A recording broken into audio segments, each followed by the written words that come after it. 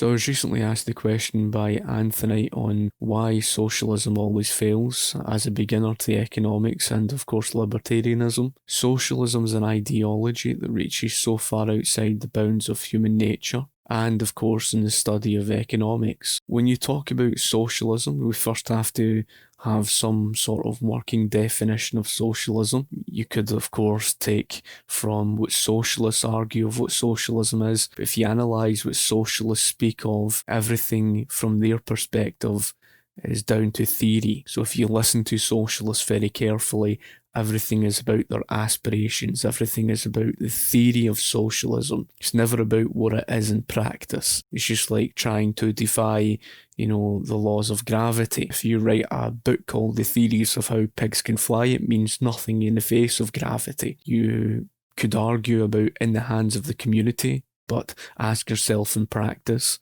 who is the one who carries out the nationalization? Who is the one who taxes the people? After all, you have to find out where the money's going to come from in order to finance the public sector. And if you're not going to finance the public sector, then what? Are you going to go down the road of, full-blown socialism by theory with the moneyless-based economy? And then ask yourself the question, if so, you've got the consequences, and what consequences are going to follow that? And when you talk about the study of economics itself, economics is a study about analysing, the given policies and their effects, not just from the short term, but of course the long term, what those, given policies, who it may affect and who it may benefit. Of course, economics is a study of trade-offs. When you're talking about socialism is really all about controlling the economy. It's based around a state direction of the economy as a whole. Now that's in practice. Even if socialists were to argue, well,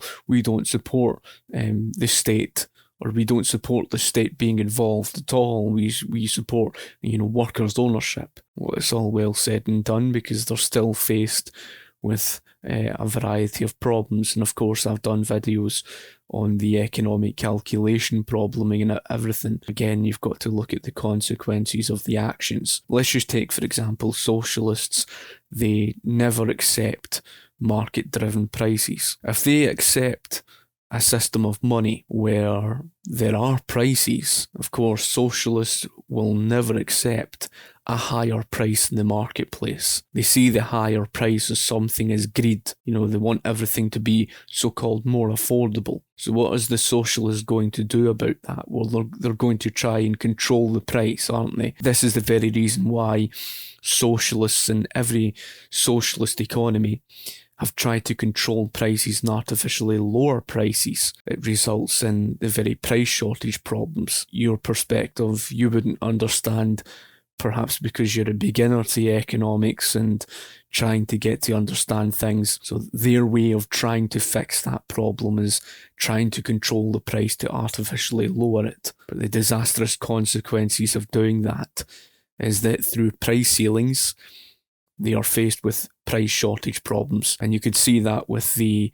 price shortage problem of the food shortage crisis that you saw in Venezuela. It was precisely what led to the shortage at the pump in 1974 in Great Britain. You could even look at the rent controls, which is another price ceiling. It led to a housing shortage crisis during the Second World War in the United States of America. Immediately, as soon as these price ceilings were removed, the price shortage problem immediately disappeared and things returned to normal. There is substantial evidence to show for what it creates. Another thing to realise is that, okay, you might not be living under a full-blown socialist economy. We acknowledge that you live in a mixed economy. That means you live in this mixture between capitalism and socialism. And so there's the question of scale. It's about identifying what is capitalist in the economy to what is socialist. When you look at this economy today, the mixed economy, you can identify what is socialist and what is capitalist.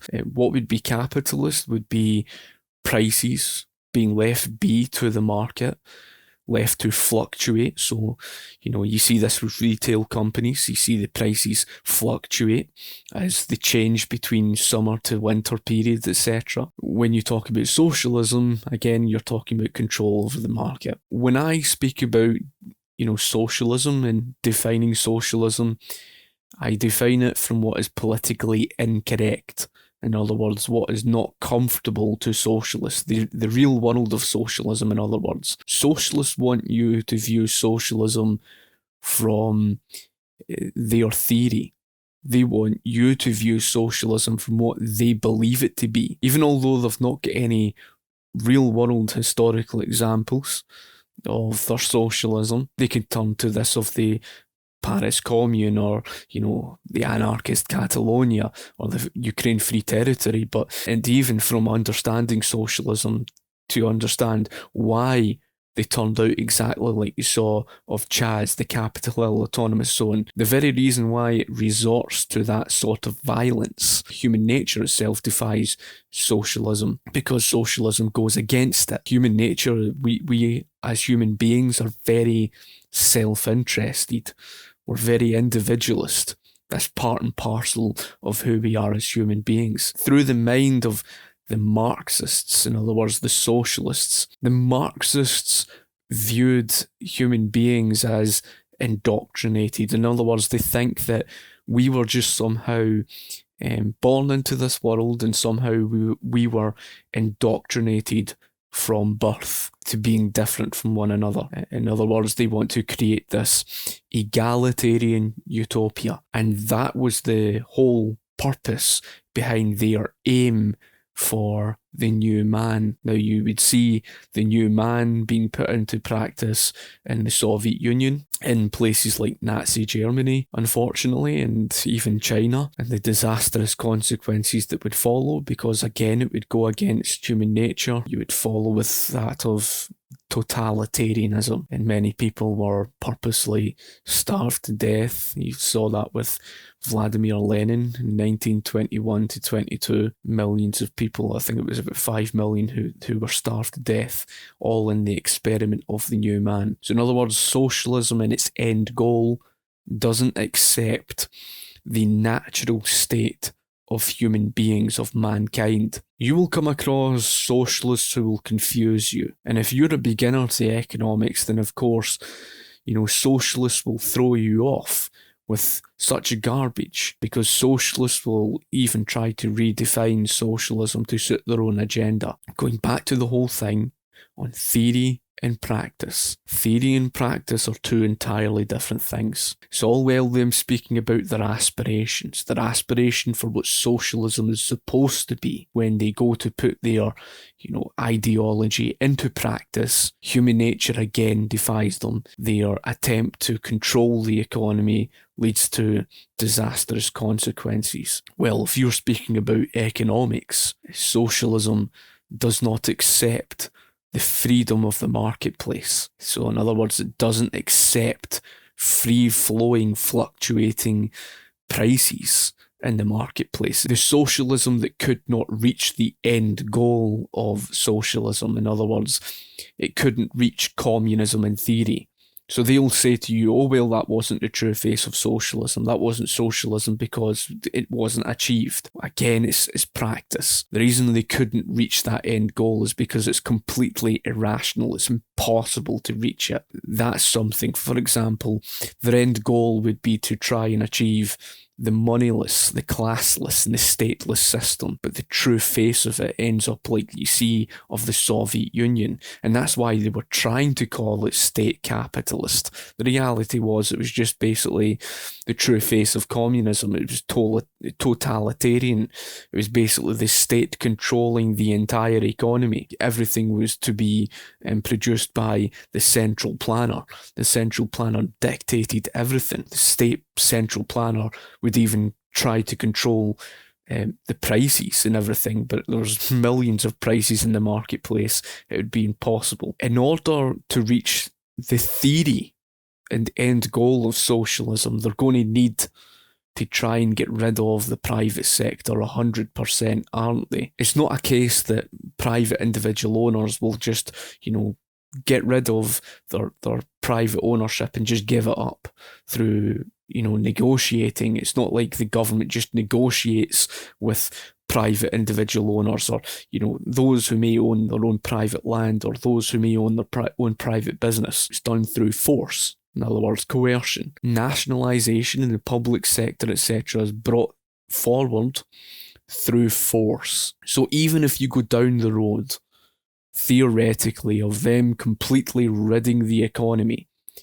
of the private sector, from the economic perspective and from the human nature perspective, socialism is doomed from the get-go. Number one, because in economics, there's only two places money can come from. Number one is the private sector, and number two is the printing press. The printing press, you're doomed from the get-go. It's irrational. There's no way an economy can sustain itself financing off the back of the printing press. And it relates to that of the laws of supply and demand. The laws of supply and demand pertains to many things. Doesn't matter whether you talk about the costs of education, healthcare, or of course you talk about everything else, such as all your produce, etc. The laws of supply and demand pertains to that. And it even pertains to this to do with your currency. One of the things that socialists do not understand for the life of them, and their main downfall, is prices. They really do not understand prices. Socialists look at prices as an obstacle to getting things that they want. That's why they see the higher price and they just see it as an obstacle. They see it as something just standing in their way. That's why you hear, a lot of these, good intentioned, well-meaning young students who complain about the education costs in the United States, or they complain about, the costs of healthcare in the United States, etc. They mean well, but they just don't understand prices. They don't understand why the prices are the way they are, and therefore they don't understand the solution to the problem. And so they think the solution is somehow socialism and making everything so-called free through the use of force. But again, economic reality defies them, just like it defies socialism in general, because there are consequences that follow their actions. Socialism, from this perspective, like I said, with economics, getting rid of the private sector, since there's only two places money can come from, it's either the private sector or the printing press, again in relation to the laws of supply and demand. When it comes to the currency, years ago, we used to have the gold standard. And in the United States of America, it used to be gold and silver. The paper currency would, be what you would have the gold backing it at that time in history. And later on, you would eventually see the gold standard being stripped away, and all you would be left with is the paper currency. Now, the problem with the paper currency is that it can be printed. It can be printed and there would be inflation. As a beginner, to help you understand just basically the laws of supply and demand in this argument. I mean, if you were to stand in the middle of the Sahara Desert and all you had was one bottle of water, how valuable do you think that one bottle of water is worth to your life? Well, you're standing in the middle of the Sahara Desert. You've got nothing around you but for miles to walk in each direction. Every drop of that water in that bottle is going to be worth everything to your life, isn't it? Of course, because there's a scarcity of the water. There's a shortage of it. It's all you've got to survive upon. So if you take that same bottle of water and you apply the same principle, that if you were standing in the middle of Scotland and all you've got is that one bottle of water, how valuable is that one bottle of water then? Well, given the fact that Scotland is filled with crystal clear rivers, streams, waterfalls, it's not really worth much, because you can pour the bottle of water out and refill it in a stream. So it's all about abundance. The greater there is of something in supply, the less demand you're going to have for it. Therefore, the lower the value. However, if you're in the middle of the Sahara Desert, then obviously, if there's a shortage of something and you have a greater demand for it, then there's a greater, of course, cost. Now, it's the same principle with currency. When you run the printing press, for every $1 or £1 that you print, there's 1 plus debt added to the currency. That is because the more paper you print in circulation of the economy, the lower the valuation of the currency, because there's more of that paper to go around. Just like how if there's more of that water in Scotland, you've got less demand for it. It's the same principle with the currency. The more of the paper there is to go around, the less, purchasing power it holds, the less value it holds, because there's more of it to go around. There's more of that paper than there is in relation to products. You see, it's $1 or £1 equal to the value of the product. That's why $1, it's why the dollar was equal to the value of the product. If you looked at the $1 in 1913, it was worth a hell of a lot more.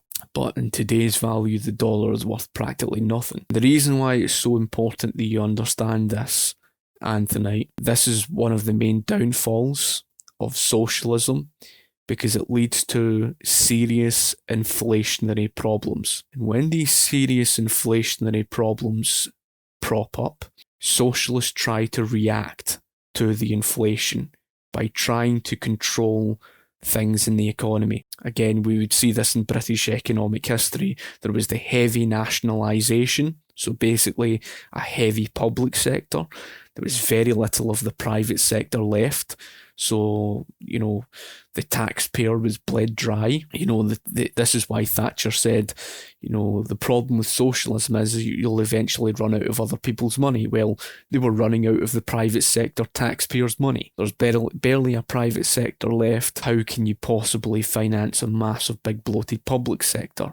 Well, they were running the printing press. So inflation is soaring out of control. As they're continuing to devalue the purchasing power of the currency, all the prices of goods and services are soaring out of control. So how do socialists try to control that? As you know, they try to control the prices. They try to set down price ceilings. It's exactly what Ted Heath did in 1974, I'm sure it was, and it ended up creating a shortage at the pump in 1974. It's all well them having good intentions and speaking about their theory, but when they go to put their socialism into practice, in practice they try to get rid of the private sector, but where else are they going to turn to other than the printing press?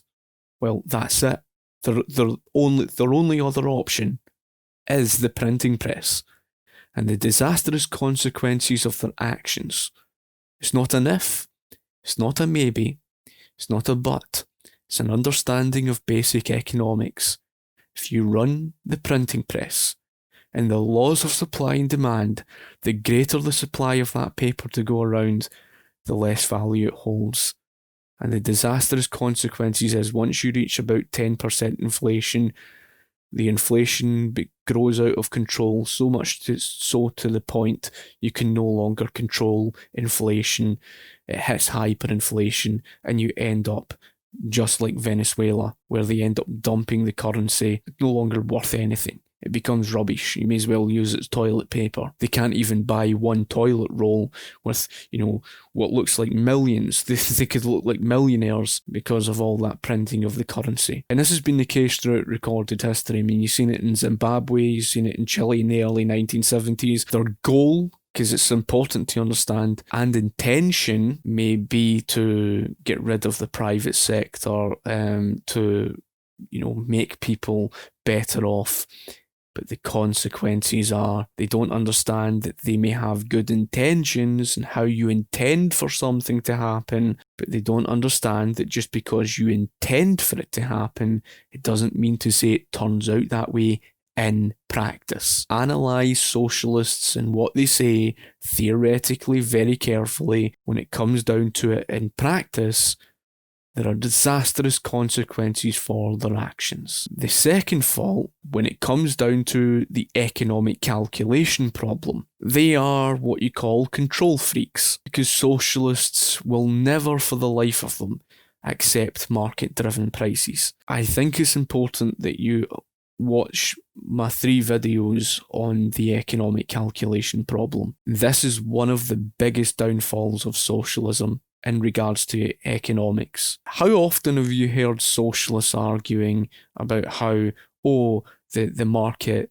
doesn't regulate itself, it cannot regulate itself, we need government to step in here to control this and control that. If we left the market be to, regulate itself, all hell would break loose and the sky would cave in, therefore we need government regulation, etc., etc. You've heard that so often. Socialists are utterly obsessed with control. Take, for example, their obsession over the minimum wage. They're obsessed with trying to control the wage. In other words, artificially raise it and setting down price floors, like the minimum wage, for example, or a national living wage. So I'm giving you these examples to show for the evidence that they seek control over things because they are obsessed with trying to make things work. They think prices just somehow have these levers and you can just,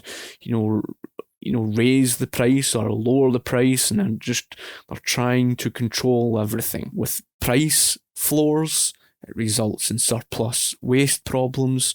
With the price ceilings, it results in the price shortage problems, and you see this over and over and over. And of course, I've pointed out examples in Thomas Sowell's own book, Basic Economics, as he points out from two, Soviet Union economists, Nikolai Shmelev and Vladimir Popov. They give examples of the Soviet Union being faced with all these surplus waste and shortage problems, and no matter how much they try to, control prices, etc., they didn't understand how all these problems were occurring. Control of prices. What does that do? It destroys the information of profits and losses. Again, this is why you have to understand and watch my 3 videos on the economic calculation problem, because only then you will then understand the fault of socialism and their obsession of trying to control the prices above or below market value. It destroys the price signals in the market, therefore destroys the 2 most important pieces of information that you can gather from prices, and that is profits and losses. The big mistake that socialists make, socialists think capitalism is about profits. Capitalism isn't about profits. Capitalism is about profits and losses. Right? Losses are every bit as important as profits. And you hear them all the time. They say, it's a for-profit system. They don't even understand what profits are. They think it's just a case that, it's all greed, this is why there's higher prices, etc. It's all for profits. It just means greed. And it's nothing at all to do with greed.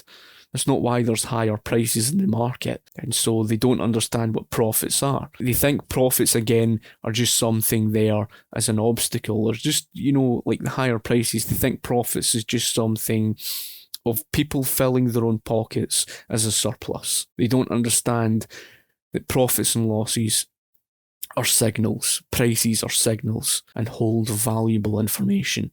And again, I've provided information on that. When they distort that information, when they destroy the information of price signals, the consequences of their actions are they're faced with what we call the misallocation of valuable scarce resources. So the economic calculation problem. They end up overusing scarce natural resources, taking scarce natural resources and allocating it into the wrong parts of the market, such as producing things that consumers don't want, wasting valuable scarce resources in that regard. So allocating resources into where there are losses in the marketplace. This is the very problem with their whole attempt at centrally planning the economy, because you've got to remember, if you've got a country the size of Great Britain with a population of 65 million people, how are you going to plan production for 65 million people? And it's not just planning production of food, it's planning production of, everything you could possibly imagine. So, and there's all different types of food, there's all different types of people, and everybody's demand is all different from one another. Once they destroy the information of profits and losses, they don't hold the information of consumers' needs and wants. So if you don't hold that information, you're screwed. Away from economics, when you speak about the human nature perspective, we are individualists. We're very self-interested as human beings. We're not chess pieces on a chessboard. It's not like you can just take us and you can just put us where you want, and as if we'll just accept and just do it. Human beings are constantly at disagreement with one another. And the funny thing is, if you watch back over videos of the Capitol Hill Autonomous Zone, you would see these disagreements. Sit back and analyse them. You can see right through them. And the funny thing is, the socialist doesn't know any better. They're too clueless about economics. They're too clueless about, human nature. And that conflict of interest is just part and parcel of the individual self-interest of mankind. This is the big downfall from the human nature perspective of socialism, because socialism aims for this egalitarian utopia. They could try and deny it all they want. It does not accept meritocracy. Meritocracy means that you're rewarded on merit, that each and every single individual of society are basically, rewarded for their hard work or better skills, etc. But the socialist sees that as inequality. The old name for capitalism, by the way, was meritocracy. So in other words, they want to equal everything out.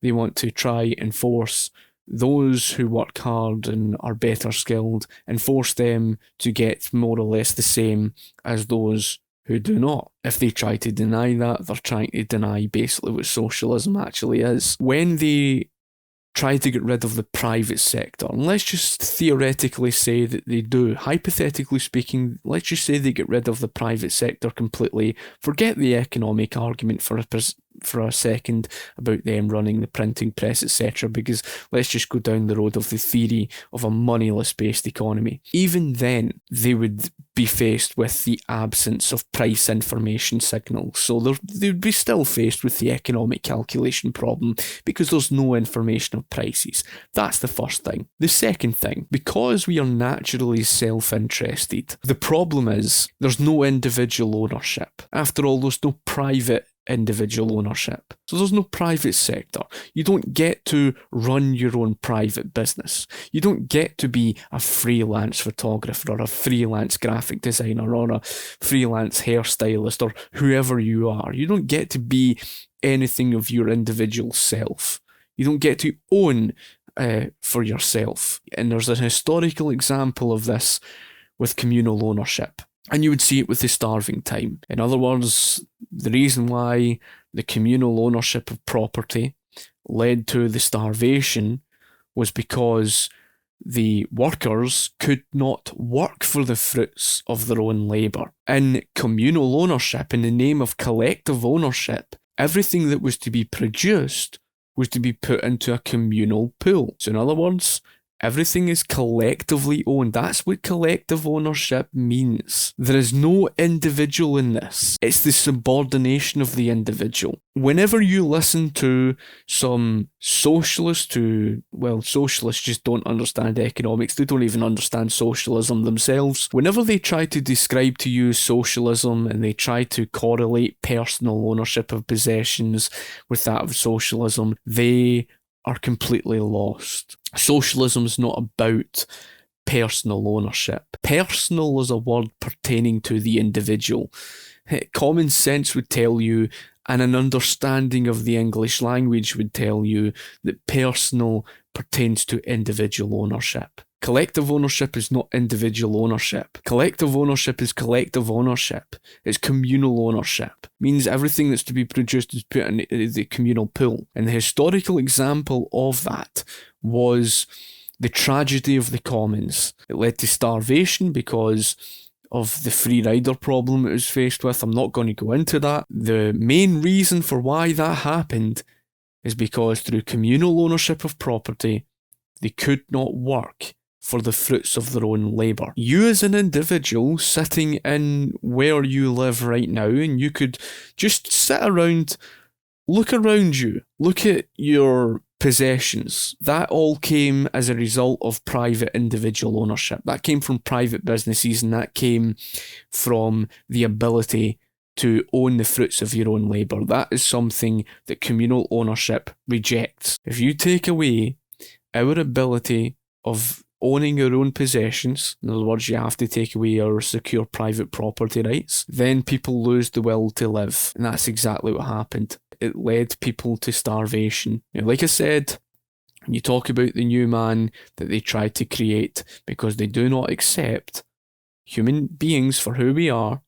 They don't accept human beings that we are self-interested and their imaginary world. And there was even a talk by Owen Jones and Russell Brand dangerously speaking about how they can go about achieving the new man. They do not understand the consequences, because when you rail against human nature, then of course you end up seeing dictatorship. Because it's the only thing you can do to try and control us. So you ask the question, when you get rid of the private sector completely, theoretically, hypothetically speaking, let's say you do. Well, since we're self-interested, how are you going to stop individuals going and doing their own thing without a government? You can't. You can't. What follows with that is, of course, dictatorship, because the only way you can control us, if you've got 65 million people, the only way that you can control society and humanity as a whole is a central governing body. They may like to say, well, it's not a government, it's called a committee. That's exactly what you saw in anarchist Catalonia that never was anarchist.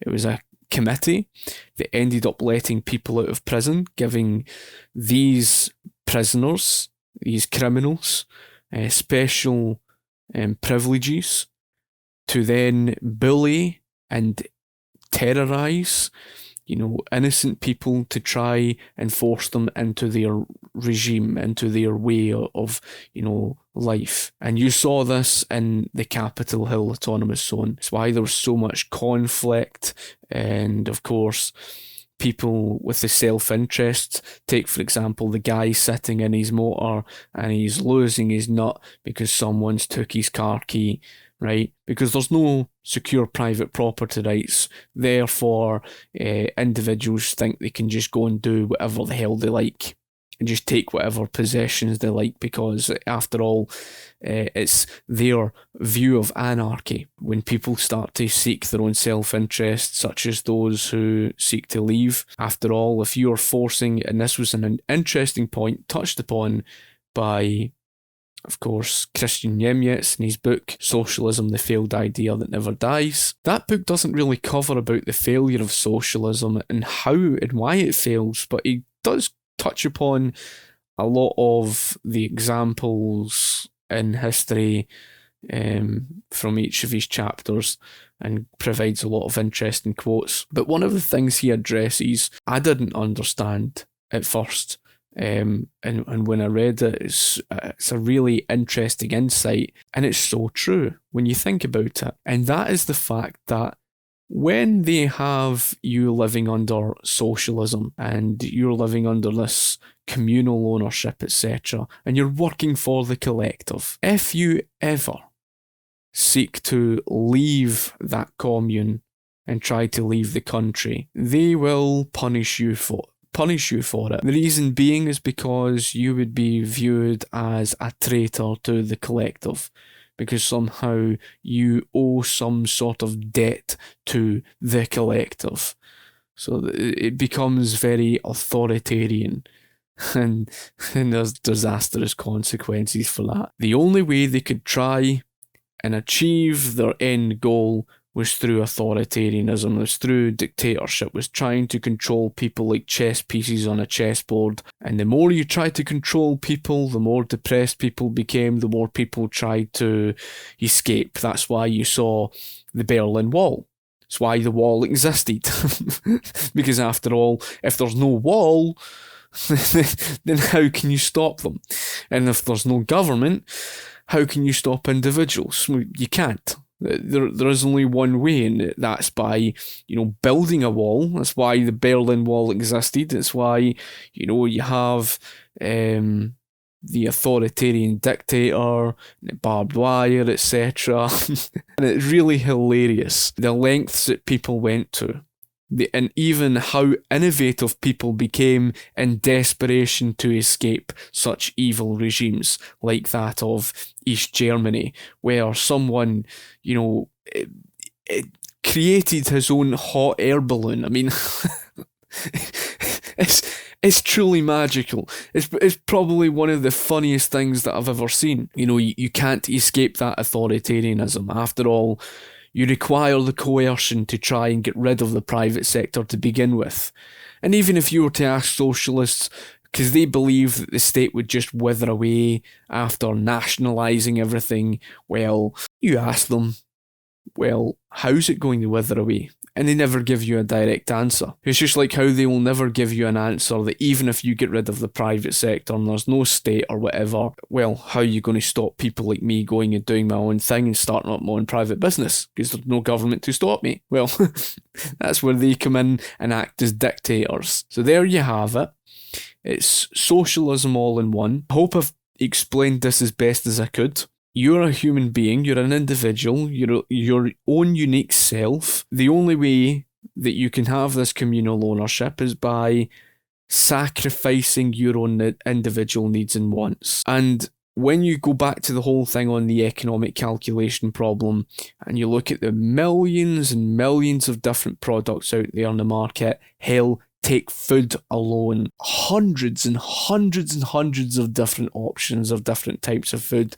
And then ask yourself, when you look at every single individual of society, do they all have the same tastes in food? Of course they don't. It's just like everybody all has their own different tastes. I'm sorry that it's been lengthy. I felt that this was the best way that I could explain things to you. There's no chance it could ever work. They don't realise that what the true face of socialism was exactly what you saw of the Soviet Union. And every attempt to try and make it democratic led to the very authoritarian regimes that you would see. And the disastrous consequences was millions of people sadly lost their life. So anyway, I hope you've enjoyed the video. If you've got anything you would like to ask me further on this, feel free to comment in the comment section below and I'll be sure to get back to you. Thank you for watching and I shall talk to you later. Cheers.